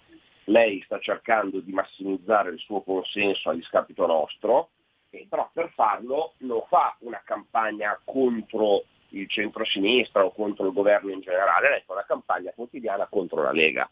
E quindi questo, per carità, può sicuramente magari portarle qualche voto in più rubato a noi o rubato ad altre forze del centrodestra, ma certamente non fa l'interesse della coalizione, perché l'interesse della coalizione è quello di vincere rispetto al centro-sinistra. Se tutti i giorni si gioca per spaccarla e per rubare voti a un partito o all'altro, di fatto si sta aiutando la sinistra da destra. Mi pare che la Giorgia Meloni stia facendo questo, cioè stia anteponendo il consenso personale del suo partito a un'ipotesi di vittoria del centrodestra alle prossime elezioni. Se Giorgia Meloni ha intenzione di non governare e semplicemente di prendere più voti possibile per fare più parlamentari di quelli che ha adesso, sarebbe chiaro saperlo, perché siamo andati avanti già un anno con Fratelli d'Italia come unico obiettivo alla Lega, e noi non parliamo di Giorgia Meloni, cioè se noi facciamo delle critiche le facciamo al centro-sinistra, le facciamo al Movimento 5 Stelle, anche se siamo al governo insieme. Siamo al governo insieme per un'esigenza di emergenza nazionale, come è già stato spiegato. Anche questo mantra della Meloni, che noi siamo quelli che sono alleati con la sinistra, è l'unica coerente, anche un po' stufato, nel senso che è un raggiro agli elettori, voglio dire. Tutti sanno come sono andate le cose. Quindi sarebbe il caso di chiarirsi, anche perché, ripeto, poi questa situazione crea grande smarrimento sul territorio, dove invece Lega, Forza Italia, Fratelli d'Italia lavorano insieme e vogliono continuare a vincere le amministrazioni e a governare le città e le regioni. Quindi credo che anche i suoi abbiano qualche difficoltà a capirla. Ecco, Riccardo, naturalmente qui si entra un po' nella previsione del futuro impossibile, però se le cose stanno così è molto difficile anche mettersi d'accordo poi sul che fare, no? Il che fare, cioè i punti di programma, dovrebbe essere il vero cemento di una futura alleanza di centrodestra in vista del voto che non è neanche tanto lontano. Siamo nel 2023, si vota presumibilmente in primavera, no? Quindi Certo. Se c'è questa pregiudiziale qui, come si fa a immaginare un percorso di programma? Punto primo. Punto secondo, non è allora che questa frammentazione renda concreti gli scenari che qualcuno già vede, che al prossimo giro di elezioni non vince nessuno e si rifà un Draghi 2 o qualcosa di simile, un governo di larghe intese bis?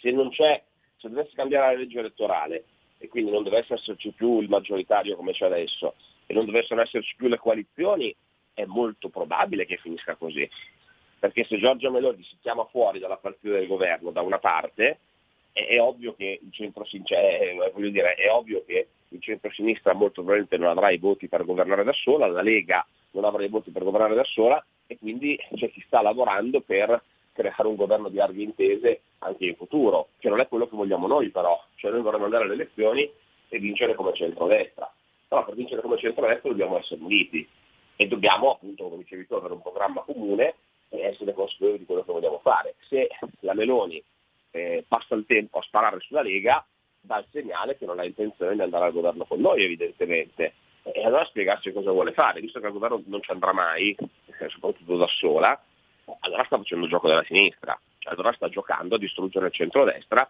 favorendo inevitabilmente gli altri. Riccardo, che tipo di anno ci attende allora da qui alle prossime elezioni politiche? Perché è il momento di mettere i puntini sulle i, come dicono anche molti in Lega, mi sembra. Mettere i puntini sulle i significa fare un'azione di governo più concreta, diciamo così, su alcuni punti chiaramente di riforma, vedi appunto alle voci economia soprattutto e questioni economiche, o no? Insomma, cosa intravedi tu in questo anno? Un governo più, diciamo così, stimolato, per così dire, dai partiti politici che ne fanno parte, Lega in primis, che ha determinate questioni, no? Che deve affrontare, soprattutto dal punto di vista economico, o un governo che vivacchia? Deve essere la prima, nel senso che per giustificare il nostro stare al governo e arrivare insomma preparati alle elezioni dobbiamo far vedere che sappiamo incidere, sappiamo ottenere dei risultati. Diversamente dopo un anno stare al governo solo perché c'è il Covid diventa complicato, quindi è chiaro che il governo deve cambiare passo e secondo me anche le celebrazioni che ci sono state la scorsa settimana sono un segnale che Draghi deve tenere in considerazione, perché non si può pensare che per l'autorevolezza di Draghi e per l'emergenza della situazione si possa andare avanti a governare con decreti blindati, senza discussione parlamentare, senza che i partiti possano incidere, mettere i loro punti programmatici e le loro idee nei vari provvedimenti. Secondo me è necessario che Draghi coinvolga maggiormente i segretari di partito. Salvini aveva chiesto che i segretari di partito entrassero al governo per dare più forza all'azione del governo. Draghi ha avuto un'altra idea, non ha voluto, ma bisogna trovare un metodo, perché non si può pensare di governare come dei tecnici senza confrontarsi e tenere in considerazione quelle che sono le forze politiche del Parlamento, che tra un anno dovranno andare a chiedere il consenso ai propri elettori, perché tra un anno non è che la Lega potrà andare dai cittadini a dire sì, abbiamo fatto così perché ce l'ha detto Draghi. Dovremmo essere capaci di spiegare in questa situazione difficile che cosa abbiamo migliorato o soprattutto che cosa abbiamo impedito che capitasse. Se non c'è questa possibilità di mettere del proprio, diventa difficile. Ecco, sulla questione referendum, oggi il giornale, l'abbiamo letto stamani, parla di un'idea della ministra Lamorgese per ostacolare i referendum sulla giustizia, al voto il 12 giugno con i ballottaggi per le amministrative.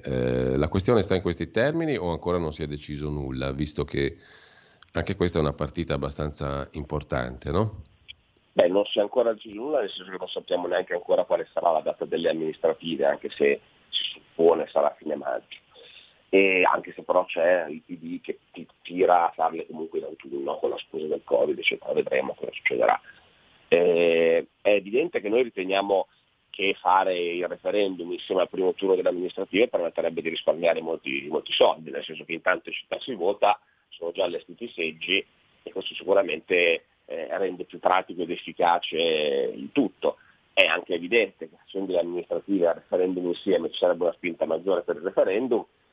Se la Lamorgese ritiene che sarebbe un aiuto alla Lega e un aiuto appunto per raggiungere il quorum, votare insieme alle amministrative, io credo che non dobbiamo spaventarci, nel senso che i temi sono talmente importanti che la Lega dà una possibilità alla popolazione italiana di esprimersi e di cambiare la giustizia una volta per tutte, per la prima volta da 30 anni, insomma da Tangentopoli in avanti finalmente si ha un referendum di stampo garantista. Tutti a parole si dicono garantisti e vediamo quanti garantisti ci sono davvero in Italia che fanno lo sforzo la domenica di prendere il certificato elettorale e andare a votare in cabina. Per questo si chiede, se poi la gente non riterrà che il tema della giustizia è un tema così importante, vorrà dire che non è che ha perso la Lega, ha perso un'ottima possibilità l'Italia, quindi noi non dobbiamo farci spaventare anche dall'ipotesi che non siano accorpate amministrative e referendum. Ti rubo ancora qualche minuto, Riccardo, a proposito di un'altra questione. Il 31 marzo finisce lo stato d'emergenza, tu nella tua intervista che citavo prima dici che deve finire anche il Green Pass, nel frattempo escono anche alcuni dati dell'Istituto Superiore di Sanità circa il fatto che le terze dosi di vaccino sulla fascia 12-39 anni sembrerebbero creare più problemi che benefici. Si parla della quarta dose, insomma se ne esce veramente dopo il 31 marzo da tutti questi condizionamenti? Oggi abbiamo in Commissione Affari Sociali una serie di votazioni proprio su questo argomento, cioè la Lega ha spiegato che in settimana dovremmo convertire l'ultimo decreto Covid, noi abbiamo presentato degli emendamenti per modificare questo decreto e per mettere nero su bianco che il 31 marzo non c'è più il Green Pass. È scontato dirti come finiranno le votazioni in Commissione, nel senso che il governo ha dato parere negativo e quindi questi emendamenti li voterà la Lega e non passeranno. Io credo che dovremmo dare poi un segnale anche in aula a questo punto, nel senso che quando arriverà questo decreto in aula, se non ci è permesso di modificarlo su questo punto come abbiamo chiesto, visto e considerato che i nostri ministri non hanno votato un pezzo del decreto, che è quello riferito appunto alle tabaccherie e ai supermercati, cioè l'ultima parte, io penso che anche la Lega in aula dovrà essere coerente e dare un segnale, perché è inspiegabile portare avanti il Green Pass dopo il 31 marzo con i dati sanitari che ci sono e con il 91% di vaccinati. Diventa soltanto una complicazione burocratica per le famiglie, per la gente, per gli imprenditori. Non ha più nessuna ragione di esistere e quindi non bisogna far pensare alla gente che non sia uno strumento solo emergenziale ma sia qualcosa di strutturale. Questo strumento per noi può essere servito nel periodo della pandemia, ma non si può pensare che il Green Pass resti anche dopo. Quindi, bene, allora io ringrazio Riccardo Molinari per questo piccolo focus settimanale, grazie, buona settimana, buon lavoro Riccardo. Grazie Giulio, a presto, un saluto a tutti. Ci sentiamo tra poco.